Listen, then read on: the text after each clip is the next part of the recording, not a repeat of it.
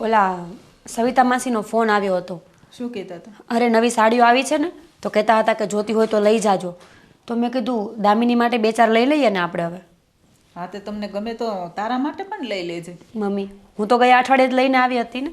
આ વખત છે ને દામિનીને લઈને જઈશ. એને જેવી ગમતી હોય ને એવી લઈ આપીશ. હા તે વાંધો નહીં ને તારે પણ બા લે. શું છે? શું થયું અશોકભાઈ? શું નથી થયું એમ કયો. અશોકભાઈ શું થયું? અરે શું નથી થયું એમ પૂછો. પણ તું વાત કર તો ખબર પડે ને. મારી જિંદગી હાવ બગાડી નાખી. અરે પણ કંઈક માંડીને વાત કરો તો ખબર પડે ને. આ વાત નથી કરવાની, આ ખાલી જોવાનું જ છે. હા તો પણ બતાય જોવાનું હોય તો. ઈ આની પીઠ પાછળ જોઈ લો અને પછી કયો. જો તો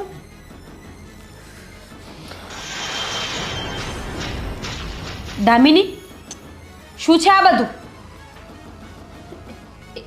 ઇન્ફેક્શન થયું છે.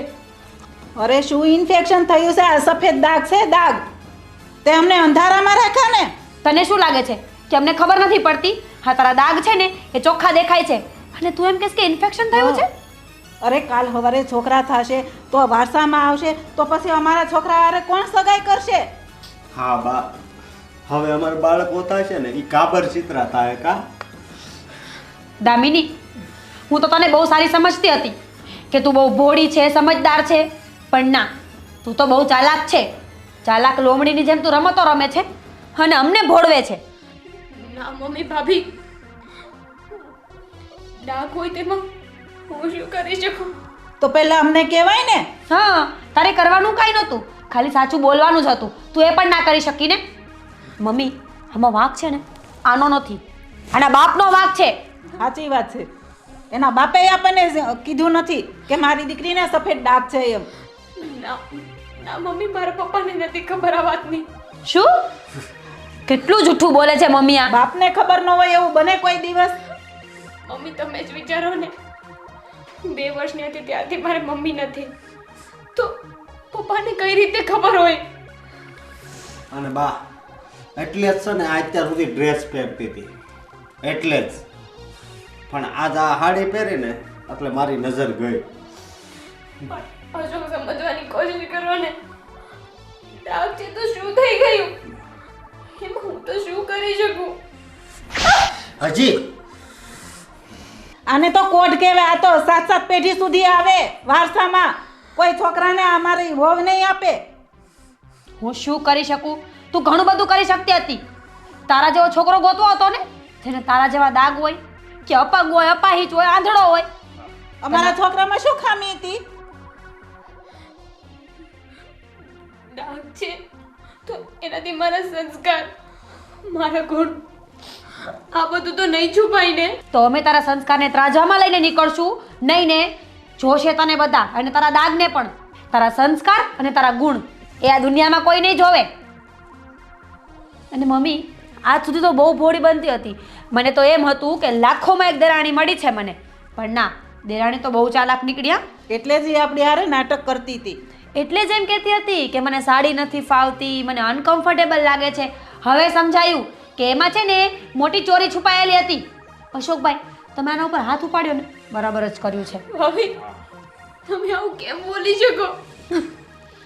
આપણે છે ને એના બાપને જ ફોન કરીને કહી દઈએ બધું. ના, મમ્મી. એને કહી તમારી છોકરીને લઈ જાઓ પાછી, અમારે નથી જોતી. ના મમ્મી, તમે સમજવાની કોશિશ કરો ને. શું સમજે? મારા પપ્પા મને પાછી લેવા આવશે તો એમને બેઇજ્જતી થશે. અમારી નથી થઈ, તે અમારી સાથે કર્યું એ સારું કર્યું છે. તને ખબર નથી કે તે શું કર્યું છે? બાપની આબરૂ જાય છે ને તો બહુ ખબર પડે છે, અને અમારા બધાની ગઈ એ કાંઈ નહીં. અમારે તો 7-7 પેઢીનું વિચારવાનું છે, એક પેઢીનું નહીં. સમજી? સાચું કહું ને અશોકભાઈ, તો બોલાવો એના બાપને અહીંયા, કાને અહીંયા ઘા કરી આવો. પ્લીઝ ભાભી, પડશે હવે. અચ્છા પ્લીઝ, હું તમારા હાથ જોડું છું. પ્લીઝ વાળી નહીં તેમાં. Mummy mummy please. બસ હવે આ રોવાના નાટક બંધ અત્યારે છે કર. ને સમજો તું છે ને જા ઘરના ઢવડા ચાલુ કરી દે. અને ભાભી હું તમને કહી દઉં છું કે હવે છે ને આજથી તમે કઈ ઘરનું કામ નહીં કરતા, બરોબર? જા જા જા જા. કોણ જાણે કેવી બલા અમારા નસીબમાં લખી હતી. સારી છે, ભોળી છે, ચાલાક. આપણે તો એમ કીધું કેટલી સરસ આપણને છોકરી મળી, પણ એટલે જ એ હા પાડે ને આપણા છોકરાને, એના પેટમાં એટલી કાતી હોય. આજ ખબર પડી કે એનો બાપ શું કામ અહીંયા આપણને આપી છે એની છોકરીને. સાચી. અશોકભાઈ કમાતા નથી ને એ પણ એને ખબર હતી, અશોકભાઈનો મગજ તેજ છે એ પણ એને ખબર હતી. હવે સમજાયું કે આ તો છે ને આ લોકો પ્લાનિંગથી જ ચાલ્યા છે આપણી સાથે. કોણ જાણે હવે શું થવા બેઠું છે. અશોકભાઈ એવું હોય ને તો તમારા સસરા સાથે એક વખત વાત કરી લેજો. હા હા હું વાત એ કરી લઈ, પણ હું તમને શું કહું છું કે એને છે ને હવે એવો ત્રાસ આપો કે એ છે ને એ ત્રાસથી કંટાળીને ભાભી આ ઘર મૂકીને વહી જાય. ભલે તો આપણે કઈ માથાકૂટ જ ન કરે. એવું જ ક્યાંક કરવું પડશે આપણે. તમે ચિંતા ન કરો અશોકભાઈ, એ તો એની સાથે અંતરો થવા માંડશે ને એટલે આપોઆપ કંટાળીને બાપના ઘર ભેગી થઈ જશે. જશે તો જશે ક્યાં. તમે લોકો બેસો, હું રસોડામાં જાઉં છું. મગજ કાંઈ કામ નથી કરતું મારું. હાલો અશોકભાઈ.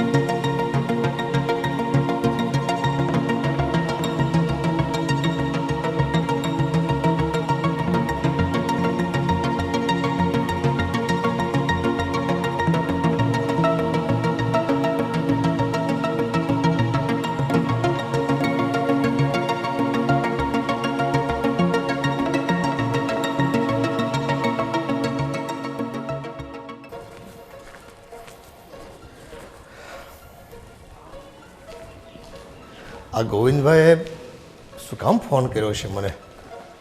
ઓચિંતા બોલાવવાનું કંઈ કારણ કંઈ ખબર પડતી નથી.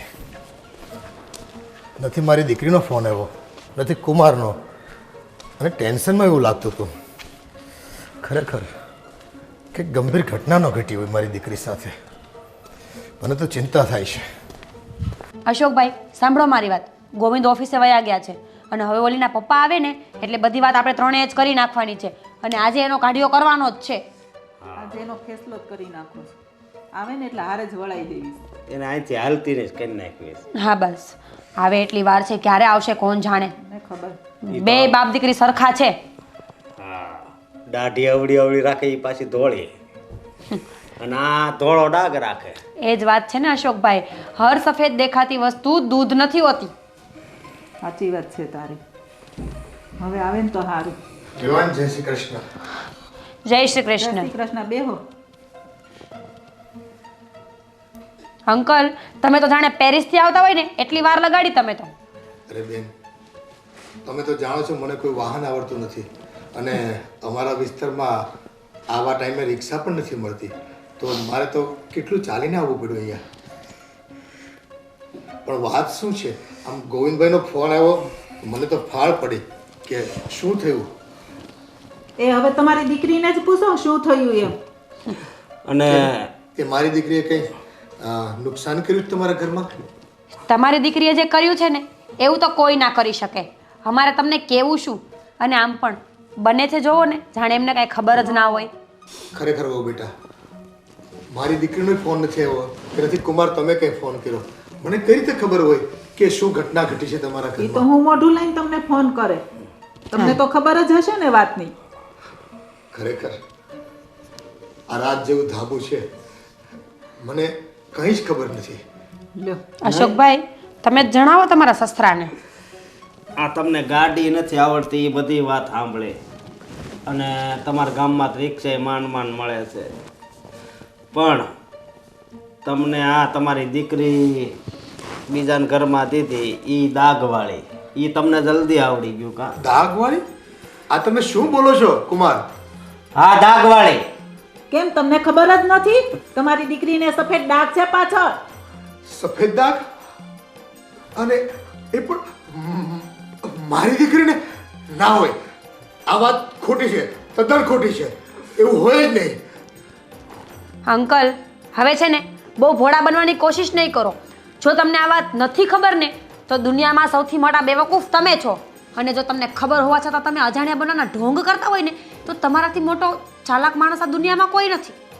ઓ બેટા, મારી મરી ગયેલ પત્નીના સોગંદ ખાઈને હું કહું છું કે મારી દીકરીને આવો કોઈ રોગ હોય કે આવી કોઈ તકલીફ હોય ને એનો મને સપને ખ્યાલ નથી. તો એ તમારી ભૂલ છે ને, તમારી ભૂલ છે. તમારી દીકરી તમને કાંઈ ના કહેતી હોય તો અમે શું કરીએ? આ ભોગવવાનું તો અમારે રહ્યું ને. સાત પેઢી સુધી હવે અમને આ દાગ નડવાના છે. અમારા છોકરાઓને વંશવેલો વધશે ને તો પણ અમને આ વસ્તુ નડવાની છે. ના હો તમે લોકોએ કઈ વિચારે ન કર્યો? ખરેખર આ વાતથી હું સાવ જાણ છું. મને કઈ જ ખબર નથી. તમે મારી દીકરી ક્યાં છે? મારી દીકરીને બોલાવો. દામિની, દામિની! કોણ જાણે મહારાણી ક્યાં બેઠી હશે. કામકાજ તો કઈ કરવું છે નહીં, અને આ બાપ જોવો ને આવીને રોદડા રોવે છે. દામિની! બેટા દામિની, દીકરા ક્યાં છો તું?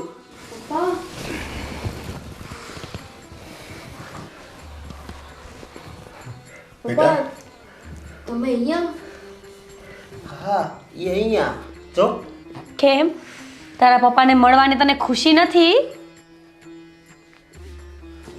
બેટા આ તારા સાસુ ને કુમાર આ બધા શું વાત કરે છે?